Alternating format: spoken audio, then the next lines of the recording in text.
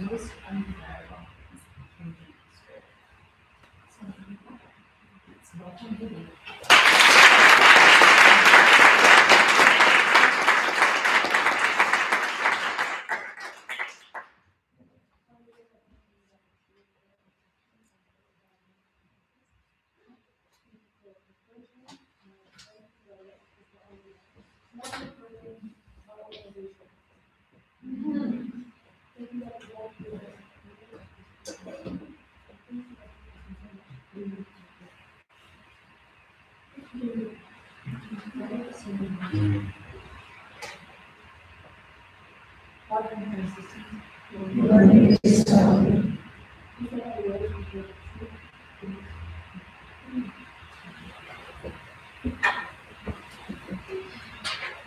Our hearts are restless until they rest in thee. These words appear on the very first pages of Augustine's Confessions. They are his anthropology, his definition of man. He gives us man's state, his condition, ceaseless, unspeakable, torturous unrest, and a proposed solution, a goal. Resting. This brings to mind a whole question. What happened? How did we get it? Why are we trapped in such a state? And is there a way forward? The appropriate place to begin answering those questions is Genesis chapter 3. Here that we see man begin his story of unrest, introduced for the first time the disobedience of our first parents. It really was quite simple, wasn't it?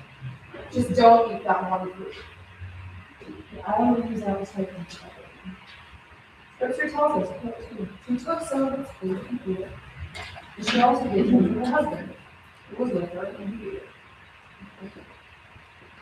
It was soon after this that the passion of shame was introduced, and the ingredient in the recipe of the alien food. They were food. The eyes of both were open, and they knew that they were naked. So they sewed 3 fruits together and made lonely pots for themselves. And this is particularly alarming, because God later on in chapter 3 of Genesis makes it quite clear that there will be punishments for Adam and Eve's disobedience. Physical labor is punishment for Adam. Childbirth is not spiritual, and the relationship itself is tumultuous, or desirous for him that he will know her. Shame, however, is not named by God, yet it appears soon after it is sin. So we see that before the fall, the man and his wife were naked, and they were not ashamed. Something about the attainment of the knowledge of good and evil makes man's nakedness, his exposure, the intimacy with one another, good and appropriate.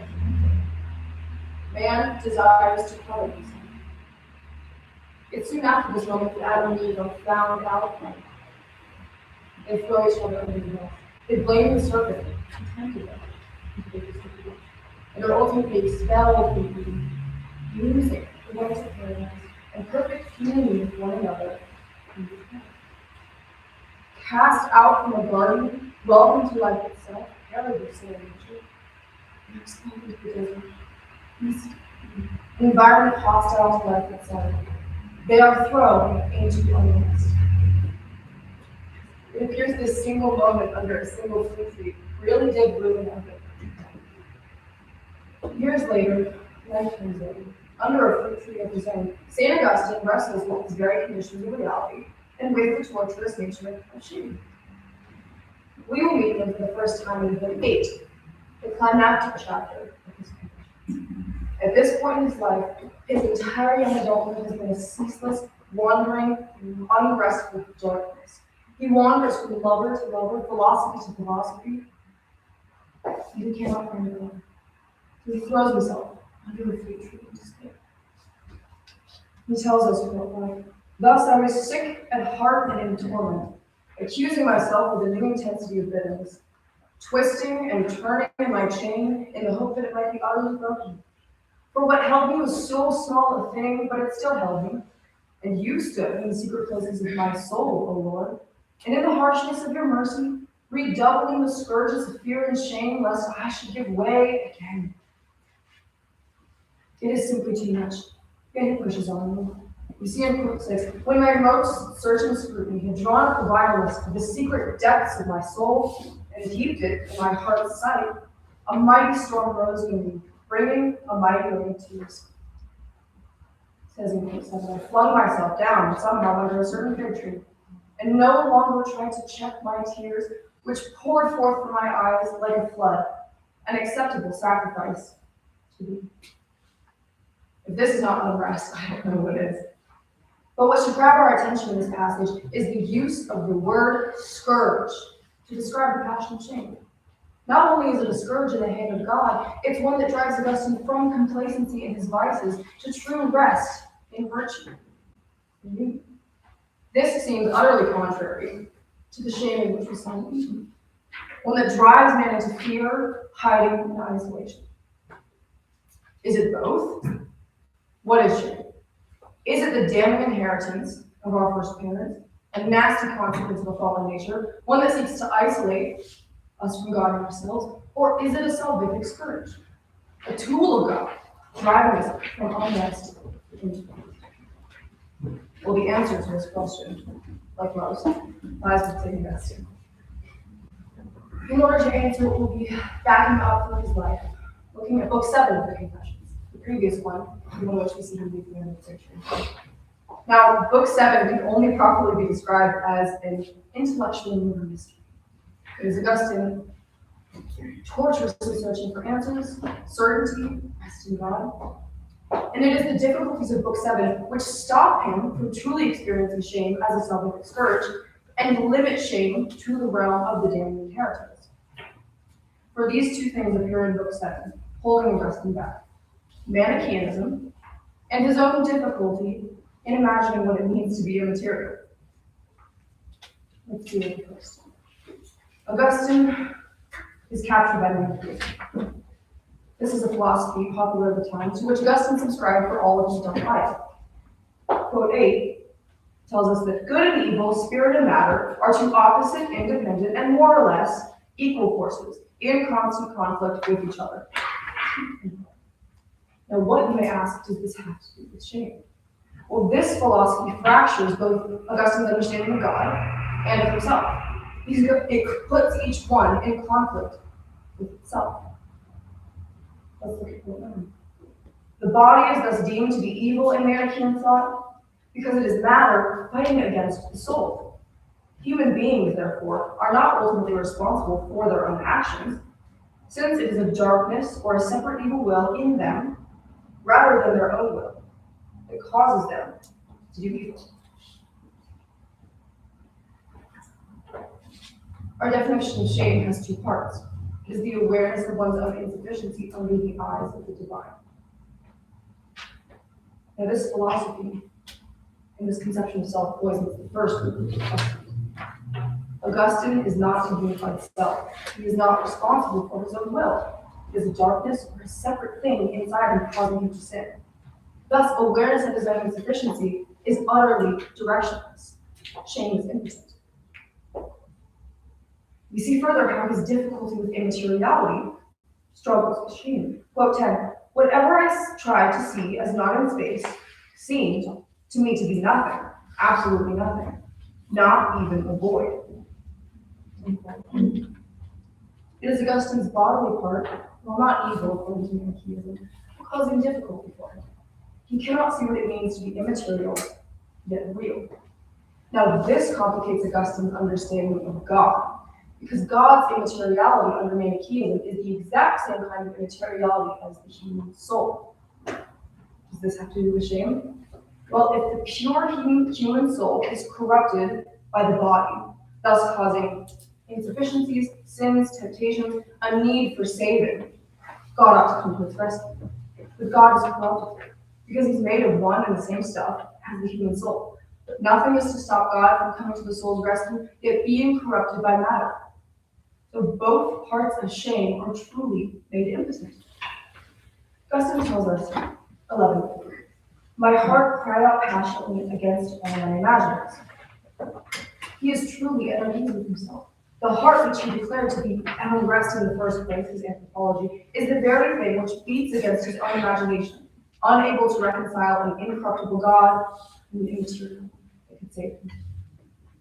Now, reconciliation of both of these ideas comes about when Augustine reads the Platonists.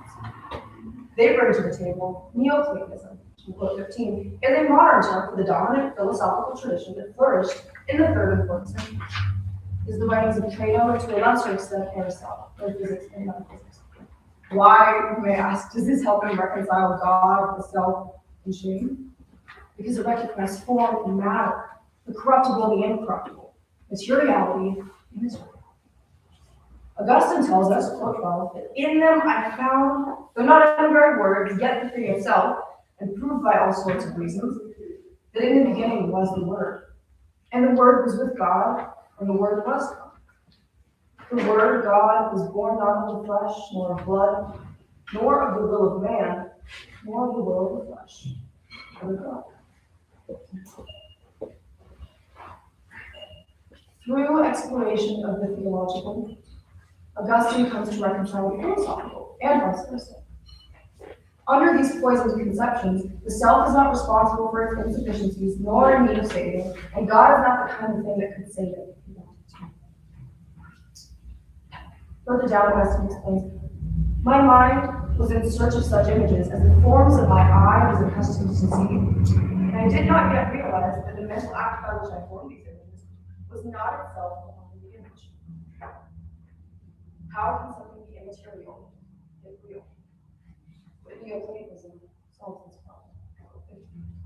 Augustine's realization that the mind is not reducible to the operations of the brain enabled him, in turn, to understand how God, in whose image the mind is made, can be real, yet utterly immaterial, and how evil is a privation of the good. Form and matter, soul and body, are not two separate principles in opposition to each other, or even two separate things. Augustine can begin to reconcile himself. He is not body fighting against soul. He is an embodied soul, and his will belongs to him and no other. He is responsible for his insufficiencies, but can he be saved? Quote 16 explores this idea under Manichaean thought. Augustine says, this was the human soul. It was enslaved, contaminated, and corrupted. And to its aid came your word, and its freedom and purity and integrity. But that word was itself corruptible, because it was from one and the same substance as the soul. If they, the Manichaeans, affirmed you, whatever you are, that is your substance by which you are, to be incorruptible, then all these ideas of theirs must be false and execrable. But if they affirm you corruptible, that would on the face of it be false and to be abominable. Manichaeism denies reality its nuance, thus denying God and man their unity. Augustine declares finally, quote 17, there is no way in which corruption can affect our God, whether by his will or by necessity or by accident, for he is God, and what he wills is good, and himself is goodness. Whereas to be corrupted is not good. Nor are you against your will constrained to anything, for your will is not greater than your power. It would be greater only if you were greater than yourself. God now has power to save him. God is now the kind of divine judge that is fit to gaze upon him. And God is now the kind of thing that could handle his dirtiness and insufficiencies. Onto the issue of the self, Augustine admits, I was now as much aware that I had a will as I was that I had a life. And when I willed to do or not do anything, I was quite certain that it was myself and no other who willed. And I came to see that the cause of my sin hindered. This is a pivotal event for him, and it is crucial in shame becoming anything other than just a damning inheritance. Because while it is an inheritance, it's something Augustine did not choose. His own sins, his own insufficiencies, are truly the fault of only him. Until he sees this, shame can be nothing but punishment, and punishment without direction. Quote 19 says, I was quite ready to admit that I was being justly punished. This is his retention of sight. This is his departure from darkness.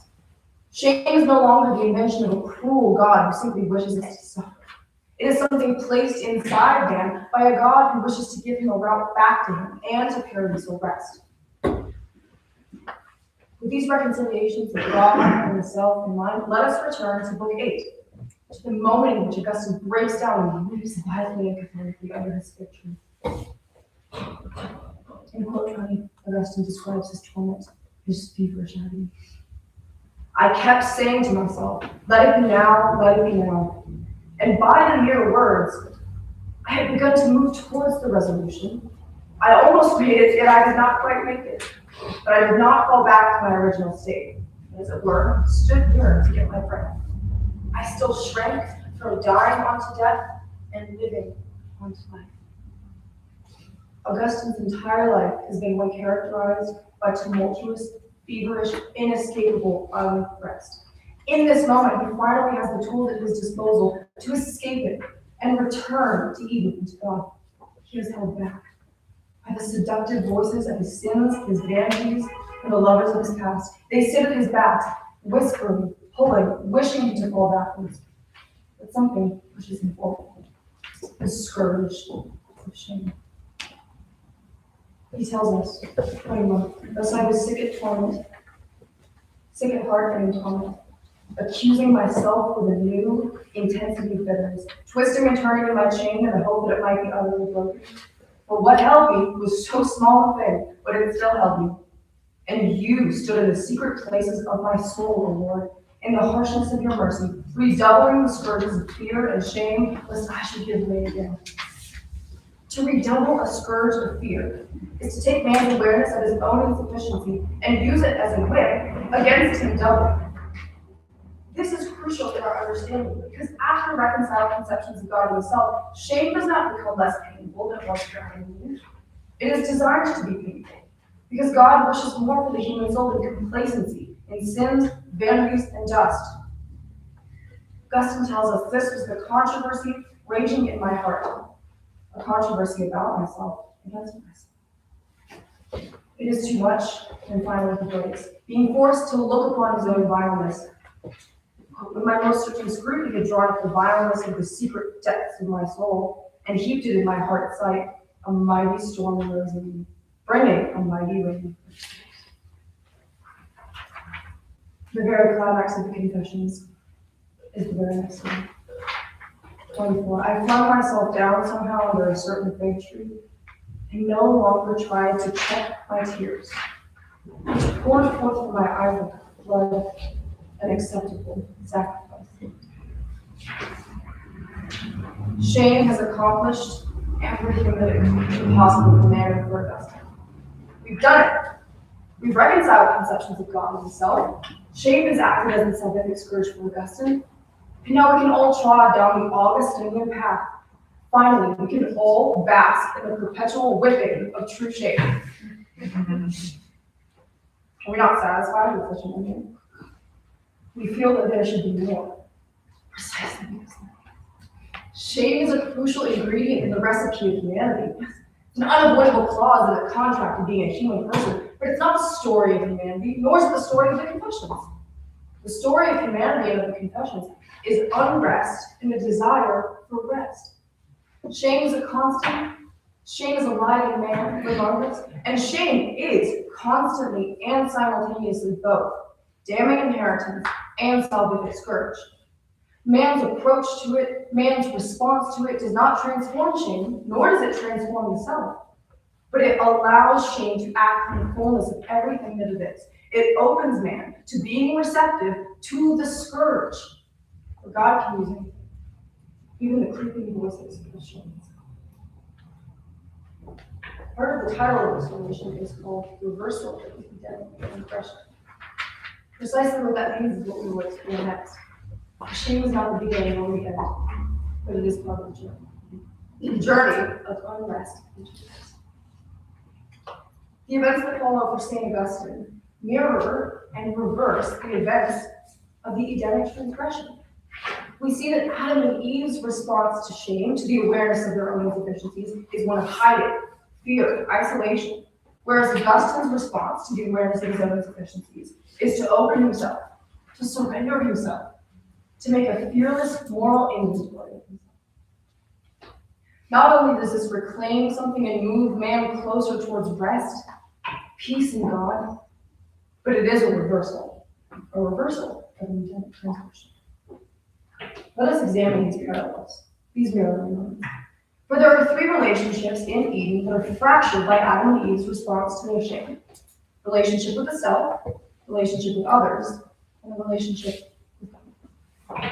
Again, shame is not the force that separates these things, but the response to shame, which causes isolation and fear.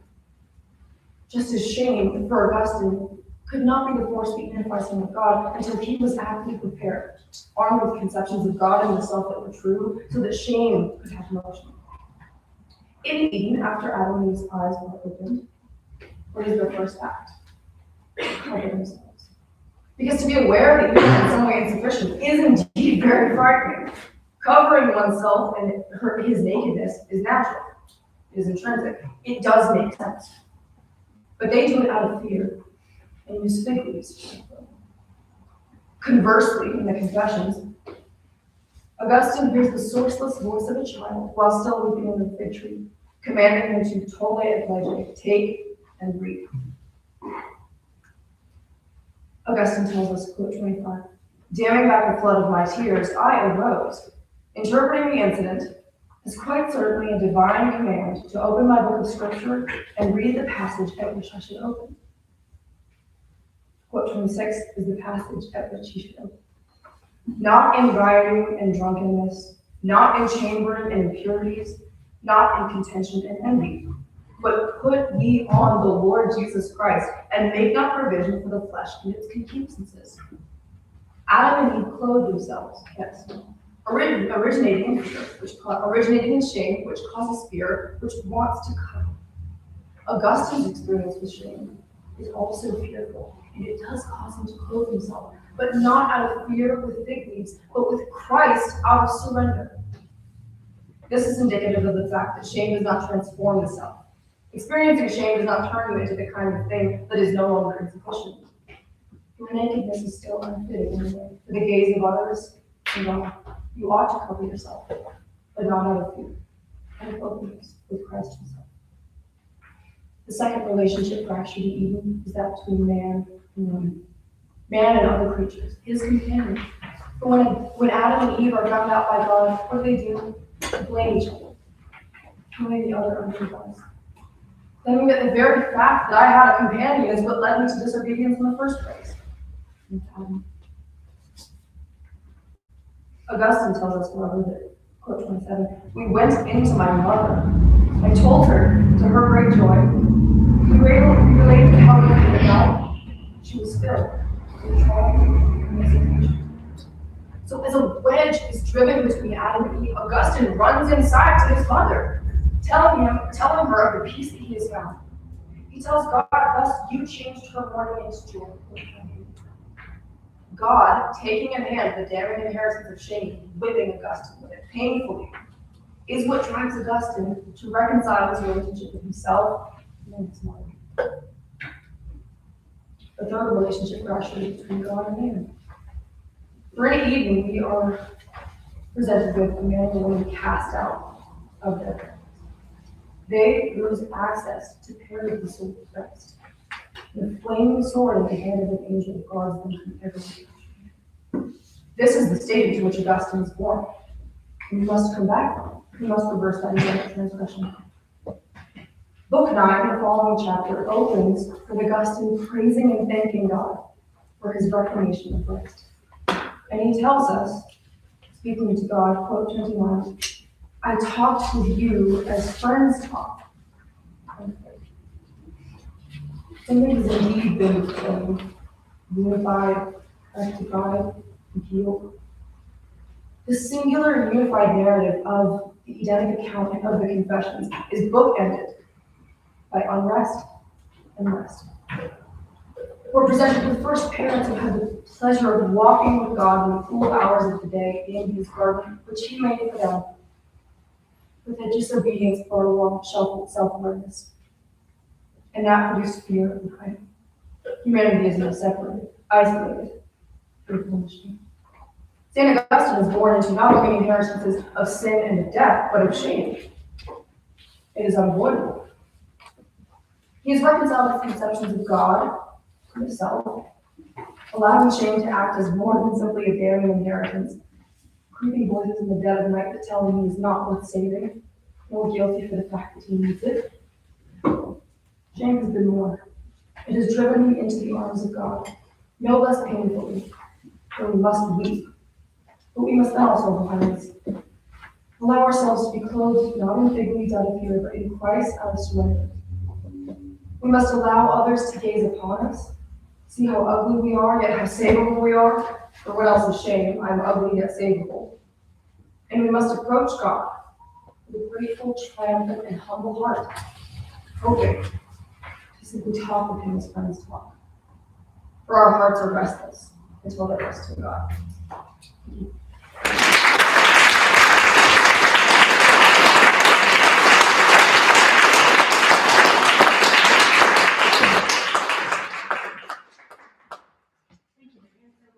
Questions from our panelists, and then we'll open it up to the audience.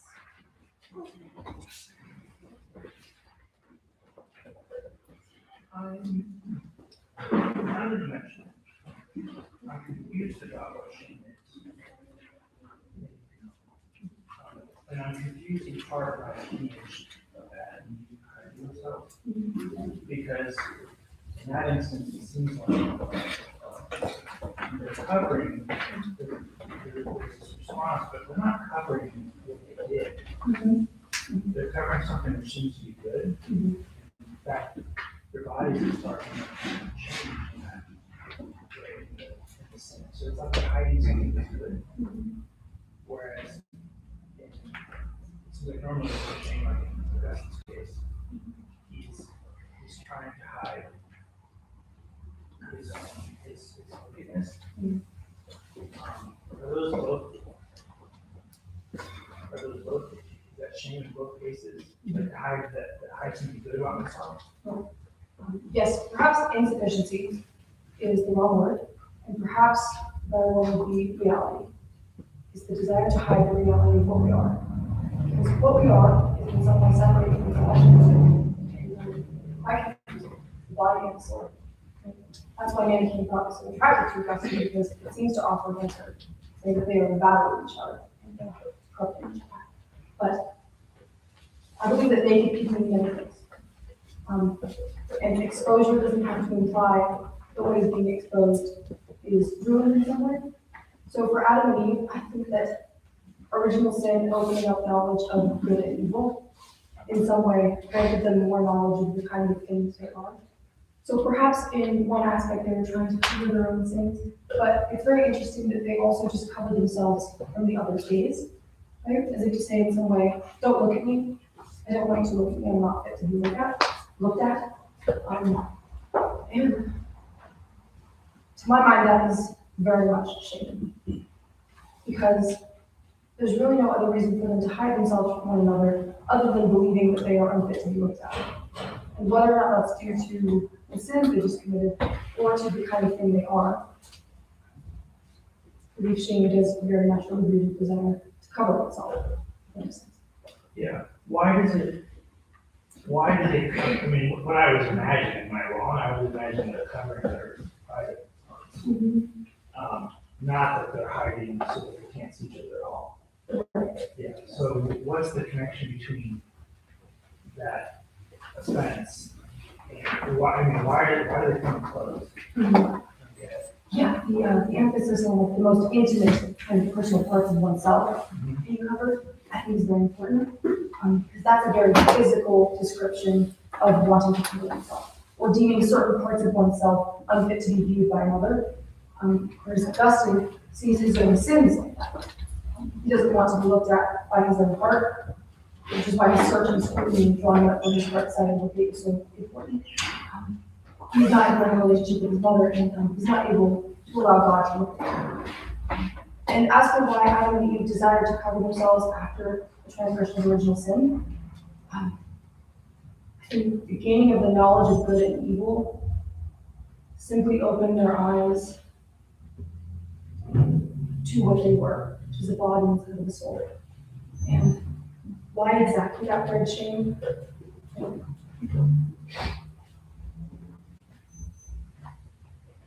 Again, what were the words you started after you said that he Yeah, it wasn't the right word. What was the definition you came up with? Yeah, I said reality. The cold hard facts of the kind of thing you are. Shame is, self-awareness of your own deficiencies, your sins, your temptations, the acts you committed, the flying further away from God, and the knowledge that you are looked at by God. So, yeah, it gives me the reality because Adam and Eve have not necessarily changed, they have transgressed something. So in that would be Yeah, because I had a very similar question. Does that reality have to be something bad or might be ashamed of something good? oh yes, absolutely, yeah. That's why rectifying the conceptions of God and self in order for shame to be productive is so crucial. Because shame is present within man no matter what. But it can very easily be directed towards the wrong things. And in Obedience, books 1 through 5 of the Confessions, Augustine actually says that he was ashamed to be ashamed, which is a very good example of that, where he is kind of embarrassed to not be embarrassed. So he views it as insufficient, that he does not feel bad for being insufficient. So yes, I think that shame, really, for what it is a mutual thing. And it is both a damning inheritance and a self discourage. It wants to act as both, it wants to be both. God wants to use it so that it can be both. But one must recognize conceptions of God and self before that can happen. So shame could, in principle, drive you to do bad things.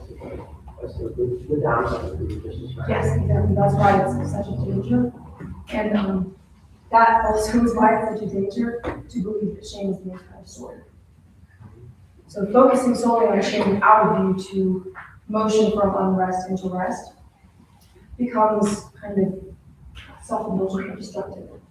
And without a proper understanding of what God is, what man is, final end of man, what you ought to be working towards, shame can become very destructive. If you're ashamed of the wrong things.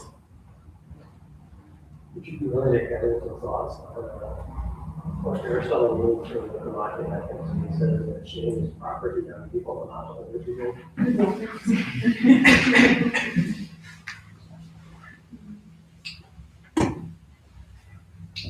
I mean, it's possible to just talk about something different, but I'm curious. Yeah. I think that my definition of shame is very dependent on a view of man whose final end is rest in God. And also with a lot of consideration given to the Edenic account. I think that's like the source of our unrest. But I think that Aristotle saw that as more fitting for young people because he thinks they're messier and they have more that they ought to be ashamed of. It's also, to me, when I read that, I thought that it meant that a person of more age ought to be more composed. Because speaking of shame driving to do different things, or be ashamed of the wrong things, that in itself is quite embarrassing, exposing someone. And elders that Aristotle wanted to have a straighter posture and just commit to their actions, right or wrong. Similarly. Yeah. I wanted to talk about honor, because honor, to the conception of American conception, is a counterpart, right, to shame. Yeah. And so I'm just wondering if you could sort of talk about honor with respect to your overall understanding of shame as this insufficiency under the divine gaze. But I'm also wondering if honor plays a role in the confession. As for the Homeric conception of shame and honor and punishment, I think that that's because it was a very different framework from the Christian one.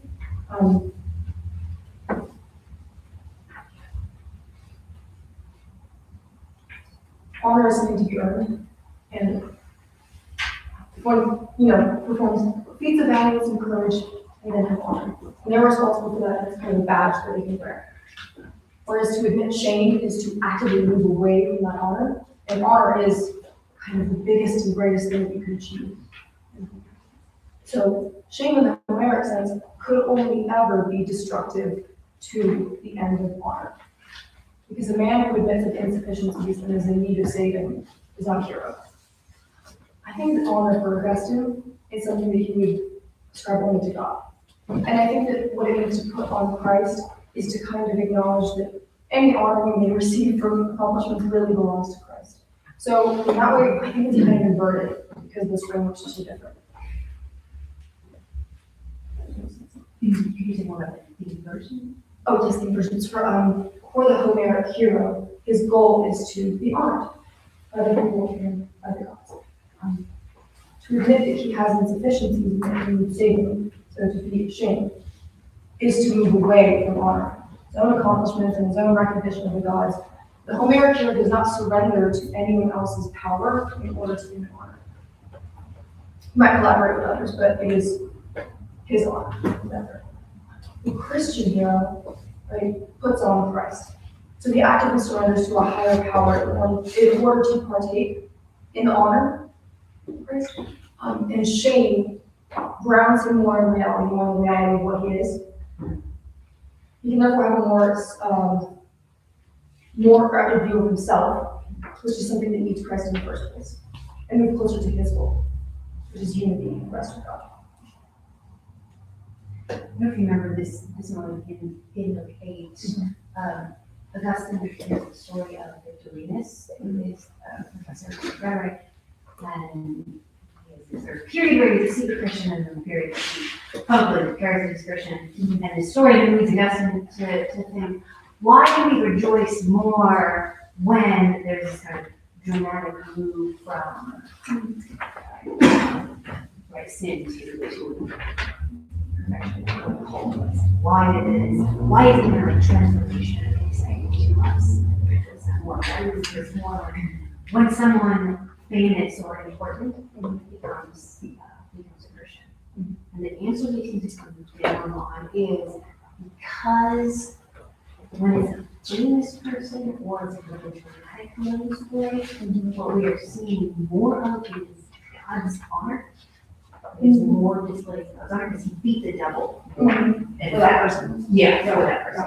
More emphatically beating the devil. So I'm wondering if we draw an analogy between like Victorinus and Augustine here. It is definitely what Augustine explores his own shame and brokenness. That is a whole deficiency kind of thing honor to God. So there are two very distinct moments in the lead that I think prove that Augustine's journey from unrest to rest is not a solitary pilgrimage, but that it very much involves other people. First is that the story of another man, a great man, an honored man, who surrenders to Christ, puts him on, and enters rest with God.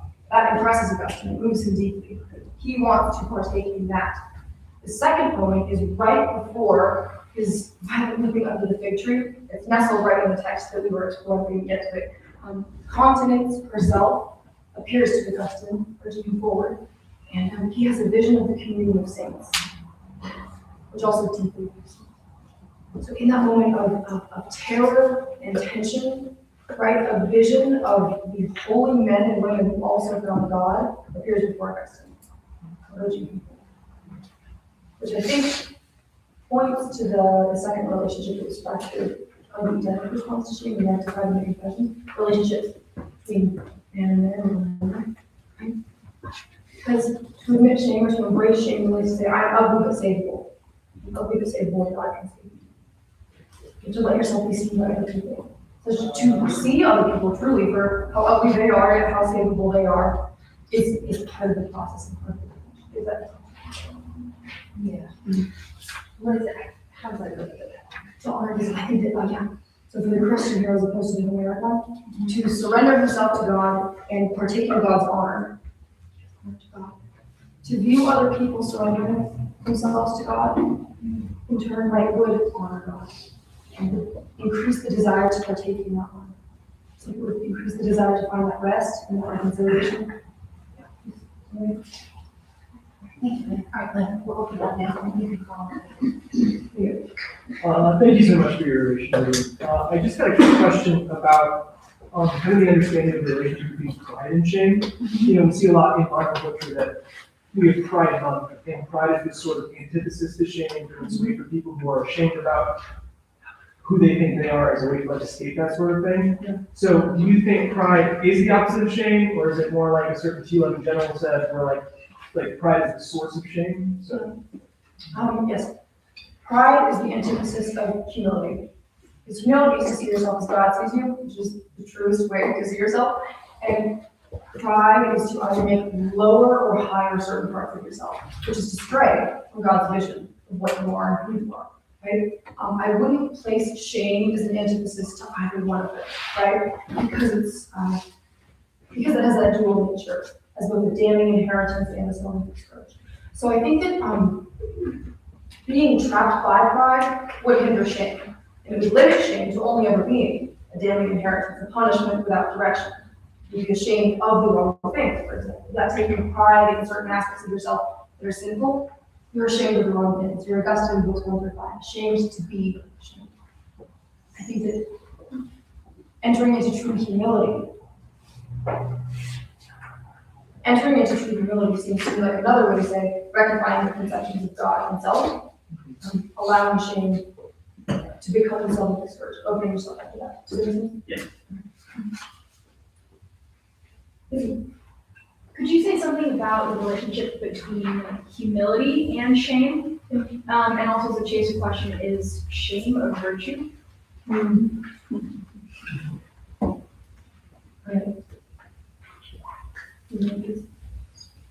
I think that book 7 for Augustine is when he enters back into reality. Philosophically, theologically, he uncovers truth. He accepts truth and it becomes solidified for him, right?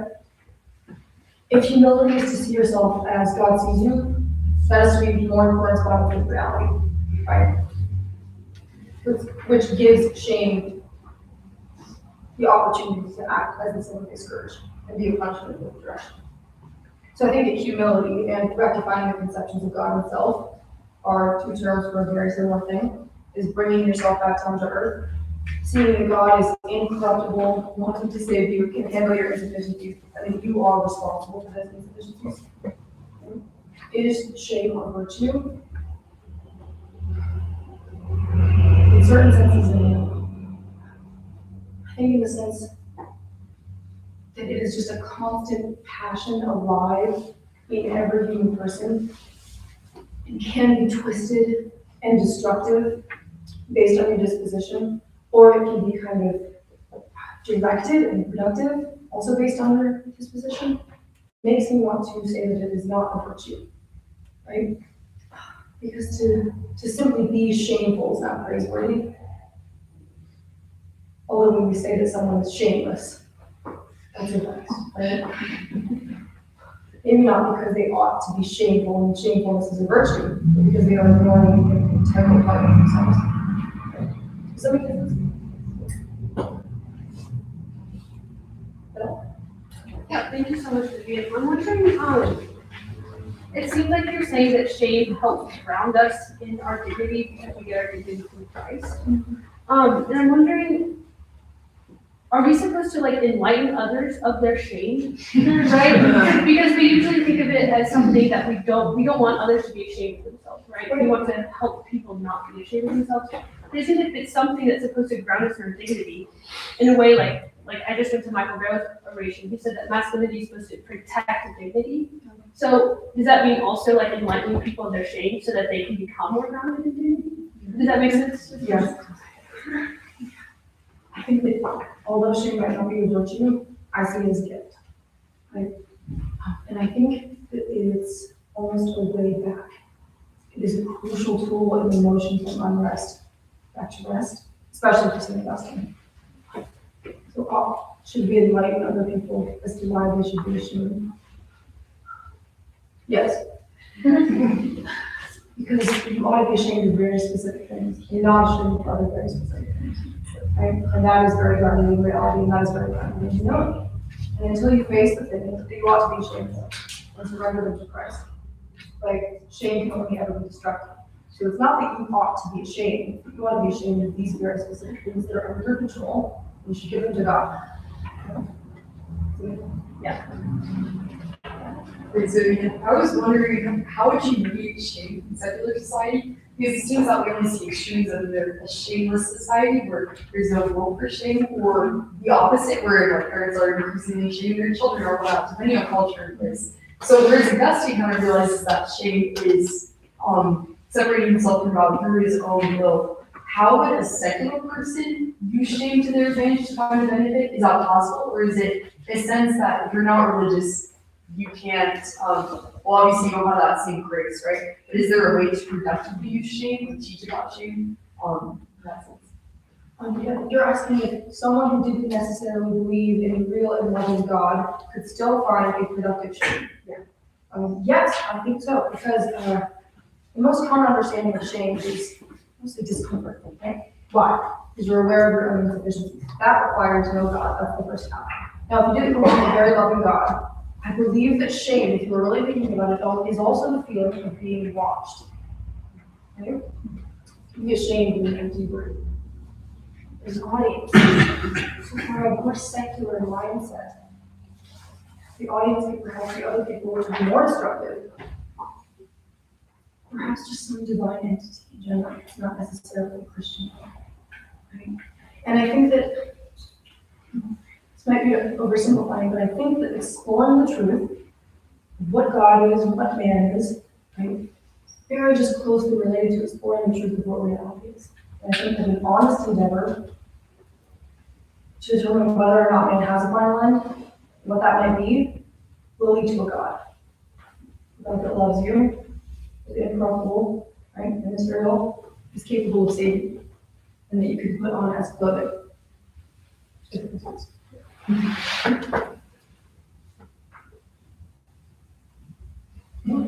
This is kind of an extension of Jesse's question about whether shame could be a virtue. I guess I'm wondering, in your schema, in the way you and St. Augustine are perceiving shame as kind of pushing us towards a better point, is the ideal end, is the ideal fulfillment of that we reach a point where we are not ashamed, where we stop feeling shame, and if that is the case, is that attainable in this life, or does it only come in the next life? Yeah. Once you properly experience shame, are you free from shame? Because it is a punishment. It's very painful. I think we'd all like to be free from it. I think that rest, for Augustine, in the fullest sense, means the beatific vision. But I think that it's clear in his confession that he finds a lot of other kinds of rest, in unity with God and unity with other people, kind of gets as far as he can possibly while still in a human body, if that makes sense. So it's clear that shame drives him into a kind of rest. But in the rest of the confessions after book 9, after he claims that he's talking with God as friends talk, like shame is still very present. Shame is still very present for us. He reflects a lot on his childhood, his youth, and his adulthood, really lamenting and regretting all of his sins and temptations and the way that he failed. So shame doesn't leave. Indicative of the fact that shame is not either a damning inheritance or a sign of discouraged. It is both. It is the awareness of your own insufficiencies. It produces both. Your response to shame either causes isolation or reunion. But the final and most perfect reunion is sufficient. So until you get there, you will not, but shame will be with you. As long as you want the person to continue on.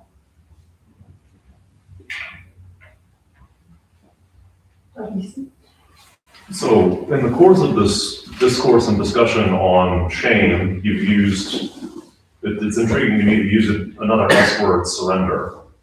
And that word's always mysterious to me in a spiritual context. It would be great, I would really appreciate it if you could clarify, because to me, surrender sounds like a very passive operation. I always think of it very much in the image of, I guess, an army is besieging a city and the leader of the city surrenders, right? And there's someone is banging down the gate, someone is demanding the surrender. So in this context, and so Augustine obviously is our example. What is Augustine surrendering to? And is that a more active process of his will than I'm envisioning here in your estimation? That's a great question. Because surrender feels like giving up. Yeah. Yeah, I mean, he could surrender to his temptations, Yeah. or he could surrender, I mean, the sense of shame in the, interpersonal context, and sometimes a secular materialist, I think it's already just been mentioned. Yeah. I should go hide myself because my group disapproves of me. Yes. So yeah, like Adam and Eve in some sense are going and hiding from God, in a worldly sense. I should go hide from, the people in my town because I've done something shameful and I need to wait it out. Or perhaps I need to run away completely. Maybe I can't live here anymore. I could surrender to that sense. That doesn't sound like a good thing spiritually. To answer that, I think I have to talk about why Augustine's difficulties with God are different from probably a lot of other people's difficulties with God. When we say an unapproachable God, I think most people would probably think of an unapproachable, silent, cold, uncaring Father, right? The kind of God that is nothing like us. Whereas for St. Augustine, God being anything like him is what makes him unapproachable, right? Because man makes him. So the body's corrupting the soul, and God is the same stuff as the soul. He comes to save me. He's going to be corrupted. He's unapproachable with my insufficiencies. I cannot surrender to him. Right? Even if I tried to in a very active sense, God would be incapable of doing anything for me. And I also think that surrender for the Homeric hero is inherently negative. It is to give up. Because he's after a kind of self-actualizing honor and achievement. Whereas the Christian hero absolutely needs to surrender and put on Christ, because our honor is only ever found in God. It can only ever be attributed to God. This is actually related to the fact that whereas Adam and Eve clothed themselves, Augustine doesn't in turn not clothe himself. He's told to clothe himself, but in Christ, right? To me, that's a very active form of surrender.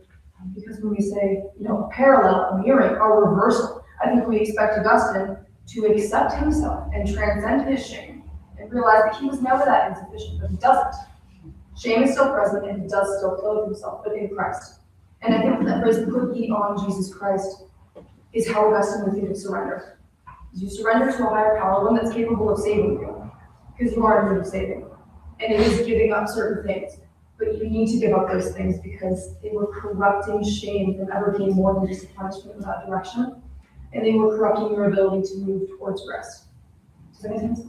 It does, yeah.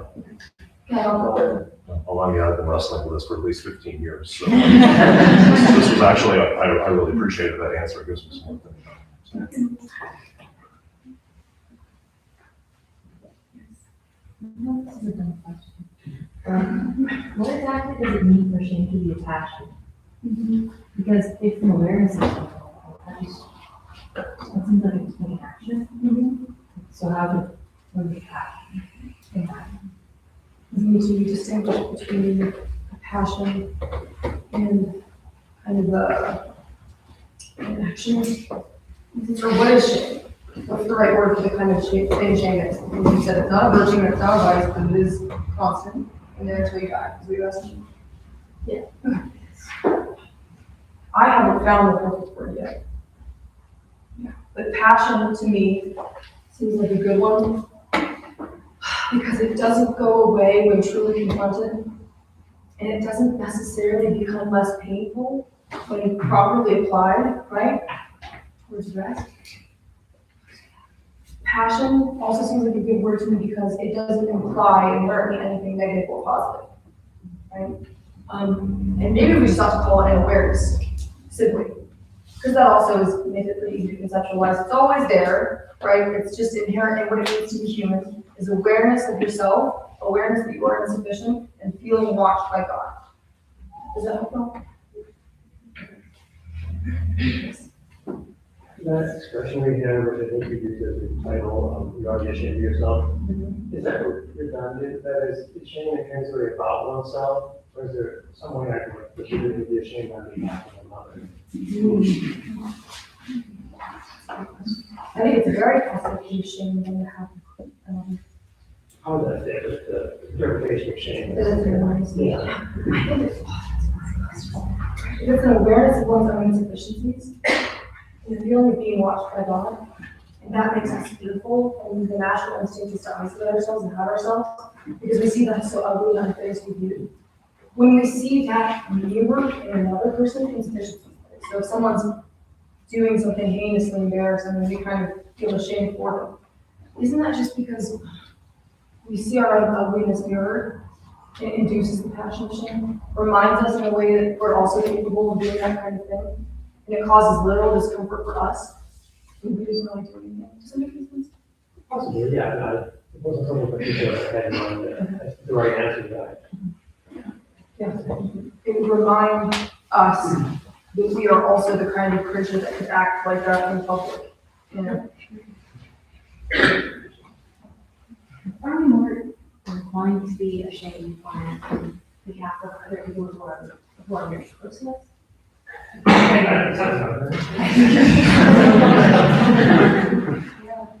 I would, a parent might be ashamed of a child, or a child being ashamed of a parent. But it's, I don't know what makes that kind of closeness there. Yeah. Someone close to you acting in a way they ought to be ashamed, or makes you more ashamed, or at least induces discomfort more than somebody else acting in a way. Yeah. A stranger on the street, right? That might just induce disgust. That might be due, well, that could be because of a good thing or bad. It's either due to our inherent desire to keep up a good image, right? And when someone else acts shamefully who's very, very close to us, it more easily reminds us that we're not all that great. And the image that we have of ourselves is probably better off. And that would be the selfish reason for that. The unselfish reason for that, I think, is that people who are close to us, we desire to be to the vision for them more than for anyone. Or at least one reason. At least. For that close proximity. So a child doing something shameful causes us more discomfort because we recognize that they're moving further and further away from God. And that hurts more simply because they're close to us. Whereas a stranger doing something shameful, people are very good people. If you're moving away from God, that causes more discomfort. And I think it's easier to feel about people we're close to.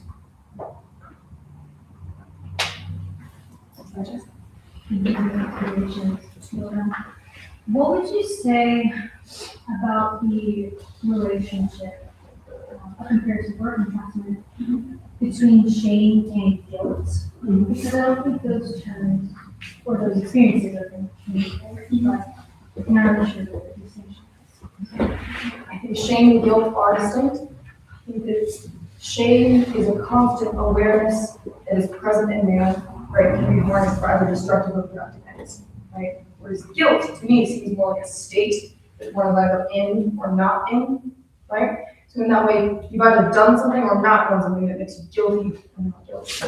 And to add on to that, whether or not you're necessarily guilty of doing something does not determine whether or not you are ashamed. Someone could be guilty of committing a heinous crime and not necessarily feel shame. That's because their conceptions of God and himself are disordered, right? So shame is not able to be corrupted. Conversely, you could be guilty of nothing. You could be a very good person and could just live in constant shame, right? That is in a different way, but still because of disordered conceptions and kind of think God is the kind of thing you are. And yeah, reconciling exactly how guilty you are and exactly how ashamed you ought to be. Where convention just comes back to exploring the truth of God and exploring the truth of yourself. And I really do believe that the more you ground yourself in reality, the more you come to that true humility, the more productive shame you become. Yes. Okay, so in the gospel, Jesus says that, or asks the question whether you can actually love God if you don't love your brothers and sisters. So, can you have productive shame before God if you won't expose yourself to the gaze of others? And like, what's the role of letting yourself be seen by others, and how does that play into our relationship with God? For that, I'm going to bring us back to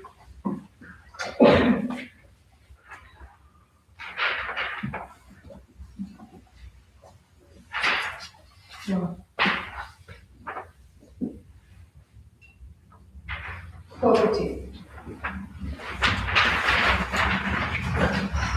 Augustine's realization that the mind is not useful to the operation of the brain, able to make insight.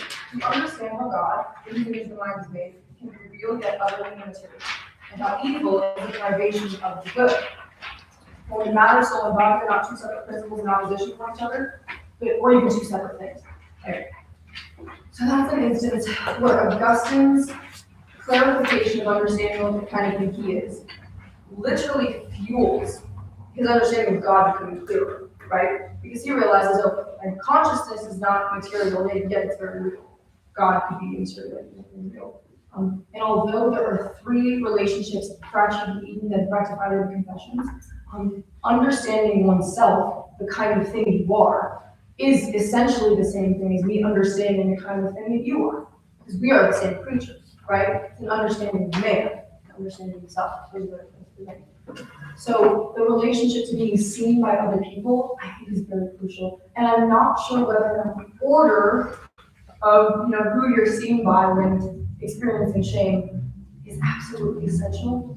So yourself, others, God. I think it's very fascinating and very intentional, but I guess it mirrors it perfectly with Eden, right? So Adam and Eve, I don't want to look at myself and I don't want to be looked at. I'm going to blame you for my insufficiencies, and then I'm going to reject God's paradise. Whereas Augustine says, like, my heart finally looked upon the violence of my soul. I rectified my relationship with my mother, and when I talk with God as friends talk. I think that's beautiful, but I don't know that that order is concretely exactly necessary for shame being good. All right, well, with that, let's thank Vivian.